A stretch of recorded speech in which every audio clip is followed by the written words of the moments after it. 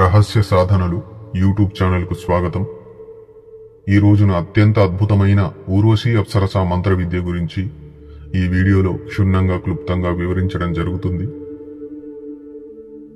ఊర్వశీ అప్సరస సాధన సిద్ధి ద్వారా కలిగే ప్రయోజనాలు ముందు తెలుసుకుందాము. ఈ మంత్ర సాధన ద్వారా సాధకుడి శరీరంలో తేజస్సు పెరుగుతుంది, ఆకర్షణ శక్తి పెరుగుతుంది, ముఖ సౌందర్యం పెరుగుతుంది. సాధకుడి శరీరంలో ఒక రకమైన సుగంధం రావడం జరుగుతుంది. సాధకుడు 10 మందిలో కూడా అతను ఆకర్షవంతంగా కనిపిస్తాడు. ఈ సాధన ఎవరైనా చేయవచ్చు, స్త్రీ పురుషులు. ఈ మంత్ర సాధన ద్వారా సాధకుడు శరీరపరంగా బలహీనంగా అందవికారంగా ఉన్నా ఖచ్చితంగా అతని శరీరంలో పరివర్తనం జరిగి ఆకర్షవంతంగా అందంగా కనిపించడం జరుగుతుంది. అలాగే యవ్వనంగా కనిపించడం జరుగుతుంది ఈ సాధన చేయడం ద్వారా. ఈ మంత్ర సాధన సాధకులు పౌర్ణమి రోజున ప్రారంభించాలి. పౌర్ణమి రోజున ఈ సాధన అనుష్ఠానాన్ని ప్రారంభించాలి. ఈ సాధనలో సాధకుడి వస్త్రాలు గులాబీ రంగు ఉండాలి. అలాగే సాధకుడి ఆసనము ఎరుపు రంగు ఉండాలి. సాధకుడు రాత్రి 9 గంటల సమయంలో ఉత్తరం దిశ వైపున ఎరుపు రంగు ఆసనం వేసుకుని గులాబీ రంగు వస్త్రధారణ చేసి కూర్చోవాలి. సాధకుడి ఎదురుగా పీఠం పెట్టి పీఠం పైన గులాబీ రంగు వస్త్రం లేదా ఎరుపు రంగు వస్త్రాన్ని పరిచి ఆ ఎరుపు రంగు వస్త్రం పైన ఊర్వశీ అప్సరస యంత్రాన్ని ప్రతిష్టాపన చేసి ఆ యంత్రానికి ఎదురుగా మట్టి దీపంలో ఆవు నెయ్యి, నువ్వుల నూనె కలిపి దీపాన్ని ప్రజ్వలితం చేసి ధూపము, అత్తరు, అలాగే ఒక గులాబీ పూలమాల లేదా మల్లెపూలమాల ఊర్వశీ అప్సరసకు సమర్పితం చేసుకొని పాలతో చేసిన పాయసం కావచ్చు, లేదా పాలతో చేసిన భిన్న భిన్నమైన మిఠాయిలు కావచ్చు, ఒక 11 వరకు పీఠం పైన పెట్టి స్ఫటికమాల ద్వారా ఈ మంత్ర జపం చెయ్యాలి.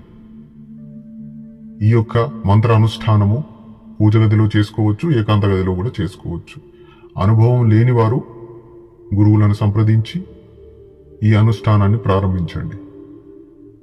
ఎవరికైతే శరీరంలో తేజస్సు, ఆకర్షణ శక్తి, ముఖ సౌందర్యము, జనాకర్షణ రావాలనుకుంటారో, 10 మందిలో ప్రత్యేకంగా కనిపించాలనుకుంటారో అలాంటి వారు ఈ మంత్ర సాధన చెయ్యండి.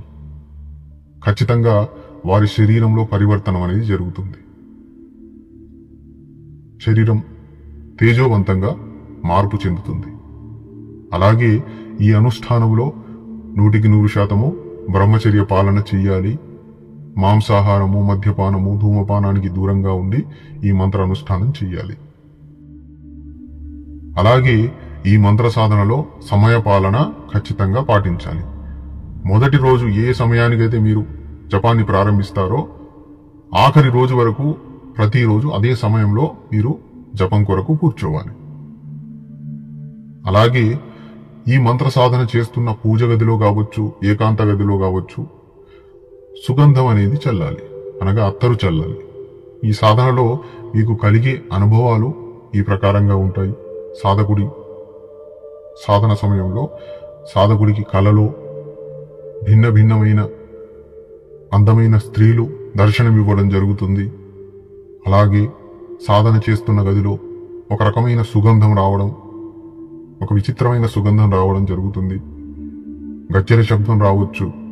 అలాగే ఎవరో సాధకుడి చుట్టూ భ్రమణం చేస్తున్నట్టు అనుభవం కూడా కలుగుతుంది. అలాగే సాధకుడు ఈ సాధనలో బ్రహ్మచర్య పాలన ఖచ్చితంగా పాటించాలి.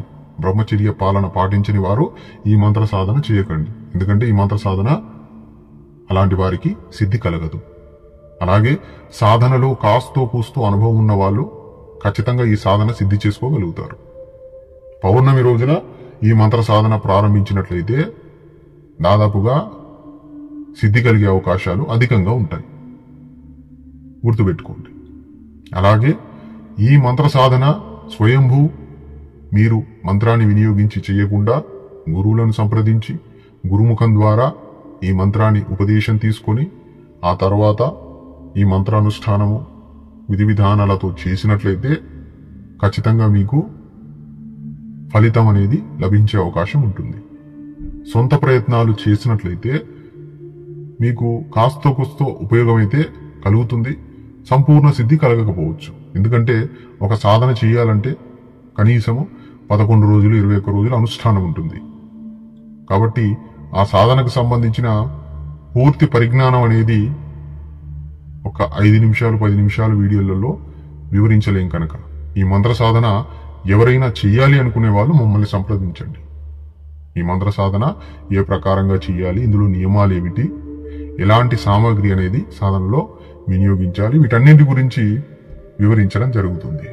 అలాగే ఈ మంత్ర సాధనలో జప విధానం ముందుగా ఓం గంగణపతే నమః, ఆ తర్వాత ఓం నమః శివాయ, ఆ తర్వాత మీకు గనక గురువు ఉన్నట్లయితే గురుమంత్ర సిద్ధి ఉన్నట్లయితే గురుమంత్రాన్ని ఒక మాల జపించండి. గురుమంత్ర సిద్ధి లేనట్లయితే గురువు లేనట్లయితే ఓం గురుభ్యో నమః సరిపోతుంది. ఆ తర్వాత మూల మంత్రాన్ని జపించండి. గురుమంత్రం జపించిన తర్వాత మూల మంత్రాన్ని జపించండి. ఈ సాధనలో ప్రయోగించే మంత్రము ఈ ప్రకారంగా ఉంటుంది. మంత్రం కాస్త పెద్దగా ఉంటుంది, శ్రద్ధగా వినండి. మంత్రం ఈ ప్రకారంగా ఉంది. ओम नमो आदेश, गुरु को आदेश। गुरु जी के मुंह में ब्रह्मा, उनके मध्य में विष्णु और नीचे भगवान महेश्वर स्थापित है। उनके सारे शरीर में सर्वदेव निवास करते हैं, उनको नमस्कार। इंद्र की अप्सरा गंधर्व कन्या उर्वशी को नमस्कार। गगन मंडल में घुंघरुओं की झुनकार और पाताल में संगीत की लहर, लहर में उर्वशी के चरण, चरण में तिरकन, तिरकन में सर्प, सर्प में काम वासना, काम वासना में कामदेव, कामदेव में भगवान शिव, भगवान शिव ने जमीन पर उर्वशी को उतारा। शमशान में धुनी जमाई, उर्वशी ने नृत्य किया। 7 दीप नवखंड में फूल खिले, डाली झूमी। पूर्व पश्चिम उत्तर दक्षिण आकाश पाताल में सब मस्त भये मस्ती में। 1 ताल 2 ताल 3 ताल मन में हिलोर उठी, हिलोर में उमंग, उमंग में ओज, ओज में सुंदरता, सुंदरता में चंद्रमुखी, चंद्रमुखी में शीतलता, शीतलता में सुगंध और सुगंध में मस्ती। यह मस्ती उर्वशी की मेरे मन भई, यह मस्ती मेरे सारे शरीर में अंग अंग में लहराई। उर्वशी इंद्र की सभा छोड़ मेरे पास आवे, मेरी प्रिय बने, हरदम मेरे साथ रहे। मेरे कहियो करे जो कहूं सो पूरो करे, सोचूं तो हाजिर रहे। यदि ऐसा ना करे तो 10 अवतार की दुहाई, 11 रुद्र की सौगंध, 12 सूर्य को वज्र, 33 कोटि देव देवताओं की आन। मेरो मन चढ़े अप्सरा को, मेरो जीवन उसके श्रृंगार को, मेरी आत्मा उसके रूप को, और मैं उसको, वह मेरे साथ रहे। धन यौवन संपत्ति सुख दे, कहियो करे हुकुम मान। रूप यौवन बरसे, यदि मेरे सामने रहे। जो ऐसा ना करे तो भगवान शिव को त्रिशूल और इंद्र को वज्र उस पर पड़े। మంత్రం ఈ ప్రకారంగా చాలా పెద్దగా ఉంటుంది. ఈ మంత్రాన్ని ముందు అక్షర దోషం లేకుండా చదవడం నేర్చుకోవాలి. ఆ తర్వాత కంఠస్థం చేసి ఈ మంత్రాన్ని మంత్ర సాధనలో వినియోగించాలి. 21 రోజుల అనుష్ఠానం ఉంటుంది. ఈ అనుష్ఠానంలో రోజు కనీసం ఒక మాల జపం చేయాలి. 1 గంట నుంచి 2 గంటల సాధన సమయం పడుతుంది. 1 గంట నుంచి 2 గంటలు కూర్చోలేని వారు ఈ సాధన చేయకండి. ఎందుకంటే సంపూర్ణంగా విధి విధానాలను పాటించకుండా మీరు సాధన చేస్తారంటే ఆ సాధనలో ఎలాంటి మంత్రసిద్ధి కలగదు, అలాగే ఎలాంటి అనుభవాలు కూడా కలగవు. అనుభవాలు లేని సాధన సిద్ధి కలగనట్టే. ప్రతి సాధనలో అనుభవం కలగాలి. అనుభవం కలగలేదంటే అర్థం ఏమిటి? మనకు మంత్ర సాధనలో ఏదో తప్పు జరుగుతుంది, మనం ఏదో పొరపాటు చేస్తున్నామని అర్థం. అందుకని మనం మంత్ర సాధన చేసే సమయాలలో మనకు ఏదో రూపంలో అనుభవాలు జరిగాయంటే మన మంత్ర సాధన సరిగ్గానే జరుగుతుందని, సక్రమంగానే జరుగుతుందని విషయం. అలాగే ఈ మంత్ర అనుష్ఠానంలో వినియోగించే మోహిని యంత్రం కావచ్చు, స్ఫటికమాల కావచ్చు, ఆసనం కావచ్చు, దానికి సంబంధించి ఆ సామాగ్రి తీసుకోవాలి అనుకునేవారు నేను కింద వీడియోలో లింక్ పెడతాను. ఆ లింక్ను ఓపెన్ చేయండి. ఓపెన్ చేసినట్లయితే ఊర్వశి యంత్రం కావచ్చు, జపమాల కావచ్చు, ఆసనం కావచ్చు, సాధనకు వినియోగించే సామాగ్రి కావచ్చు, మీరు అక్కడి నుంచి పొందవచ్చు. అలాగే మీకు ఇతర మంత్ర సాధనల పట్ల ఆసక్తి ఉన్నట్లయితే, ఏ సాధన మీరు చేయాలనుకుంటున్నారో, ఏ సాధన గురించి మీరు తెలుసుకోవాలనుకుంటున్నారో మమ్మల్ని సంప్రదించండి. వాట్సాప్ ద్వారా సంప్రదించినట్లయితే మీకు ఆ సాధనకు సంబంధించిన పూర్తి వివరాలు అందిస్తాము.